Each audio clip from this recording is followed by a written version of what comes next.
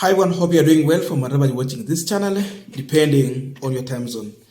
Now, whatever we are seeing from this government, it is a focus on how they can get more money without caring on how they are affecting the people. Because if you check on the effect to whatever they're trying to reverse in terms of government services and the charges they put on it, it is now becoming unbearable, huge burden for the poor, rich and middle class. Hii inaguza kila mtu. Hatuwezi sema ni ya maskini au tajiri yuko. They have targeted everyone. Right now, we have now news emerging that the government has increased fees for all land transaction. Now CS for land, sanitation and water, Alice Wahome, is now proposing the amendment of the law to increase land charges. Na itapita sababu hakuna kitu tumeona wakiangusha. Remember, the proposal is also coming at a time when we have seen the recent rush by the government to increase taxes and charges for major services. Now here to analyze all of them here, from passport, ID, hata zenye zilikuwa zinapeana bure. Wakenya walikuwa wanajua ID ni ya bure. Na si bure, walikuwa wanajua ni kwamba huwa wanalipa ushuru. So some services when they pay the taxes, some of the money is taken into mambo ya ID na mambo mengine. Because it is true, watu wanachukua ID when we are just still youth, tumetoka shule. They don't have anything. Watu wazima wako na ID, wale wakipoteza wanalipa 100 to replace. But now mtu tu akitoka shule akuwe na 1000. Ile kitu ilikuanga kubwa kwa wanafunzi wakimaliza shule ama wale wako university and colleges. It was acquiring ile good conduct, and they were charging 1000. Then people were complaining. To some extent, I think ilikuwa wapeane bure. But now the bombshell comes in, pap, the most important document you need to have, ID, 1000. Upoteze 2000. Tunaenda wapi? Sasa tukienda vile mambo inaenda saizi,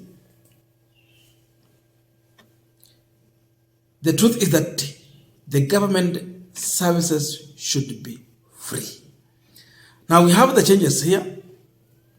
When you want to do the official search of land, you need to pay 2,000 Kenyan shillings. Before, you were only paying 500, search inafanya. So ujipange na 2000. You talk about incorporation of trust. You have to pay 50,000. Before, you were only paying 5,000. From 5 to 50. Sijui hiyo wamefikiria aje. And the revision is just coming 30 years ago. Hata kama utaongeza na 1100 kutoka 500, itakuwa ni 30,000. Hata wangekuwa wanaongeza na it is 500. So every year just add 500 for 30 years, itakuwa 15,000. Hawa wameamua tu itakuwa 50,000. Now you want to do a confirmation of boundary dispute, 5,000. You want to do a correction of name. Ulikosea tu mahali wakati wa registration, 2,500. You want to do a placement of cushion on the land. You need to have 3,000.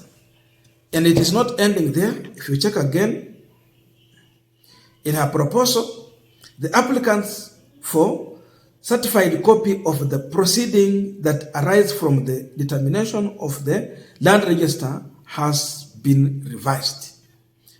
It has revised to how much? You pay Kenyan shillings, 3,000 for the first 10 pages. Applicants will be charged 100 Kenyan shillings for any additional page. And this is what he's saying here. The main objective of the proposed statutory instrument is to amend the existing state instruments that have not been updated for a long time, especially in respect of fees and charges prescribed for various services rendered by the government in the land sector. That is the reason. I just asked myself a question. How is this helping the common mwananchi?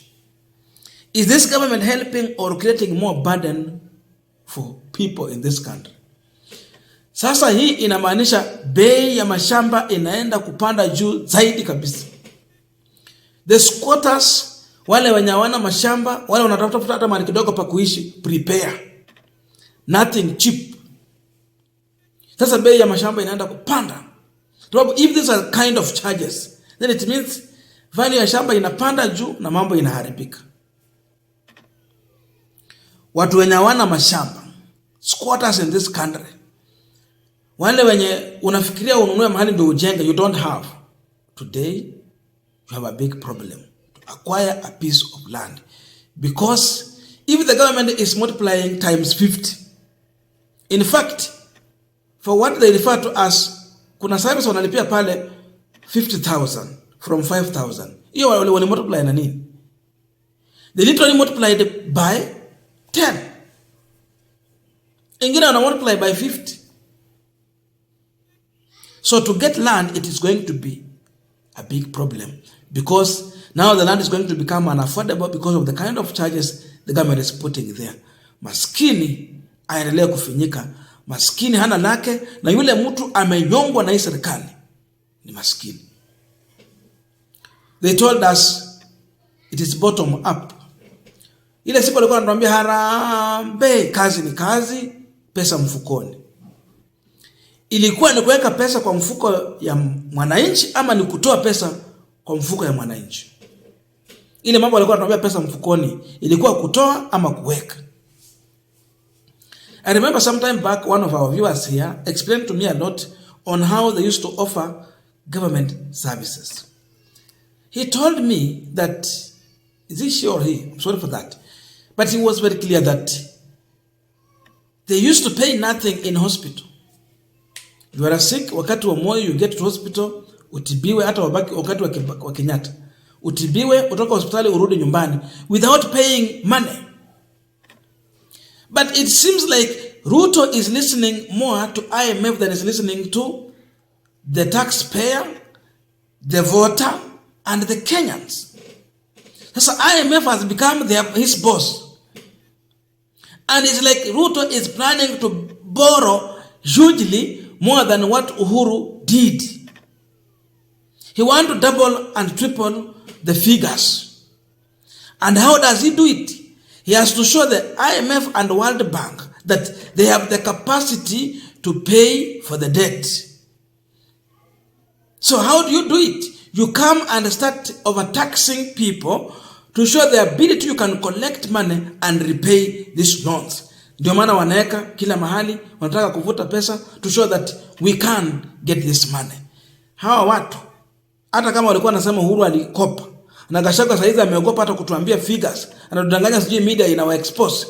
They are planning to put us in a total mess. Labda hii nje tauzu. You will not have airport. You will not have imambo ya nini, seaport and all those other things. Sisi tuko kwa ocean. Talk about all those. We will remain with nothing.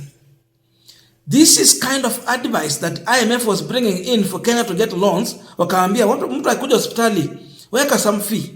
Wakaeka. Sasa hizi matibabu ni ya kulipwa. Na mnatoa ushuru ya kujenga hiyo hospitali, ilipe paka na daktari kwa ushuru wako. Lakini unaambiwa ulipe for service. Sasa mashamba imefika hapo, kila kitu imepanda juu. Imagine walituambia juzi, then now they are introducing something new in the migration office, whereby now, if you need a passport, there's what they are now referring to as express passport. Something that has never existed. Now for the first time, if you want an express passport, immediately ukae hapo, ungoje uhudumiwe na upewe utoke nayo. Utoe 30,000. ile tu ya kawaida, that's 2 pages. Unapewa hapo. Hii ni kuleta corruption. Maskini atapata hiyo passport, mwenye anakuja na 1000. Sasa hizo wamesema ni 7,000. If the court is going, because right now the court has stopped this thing.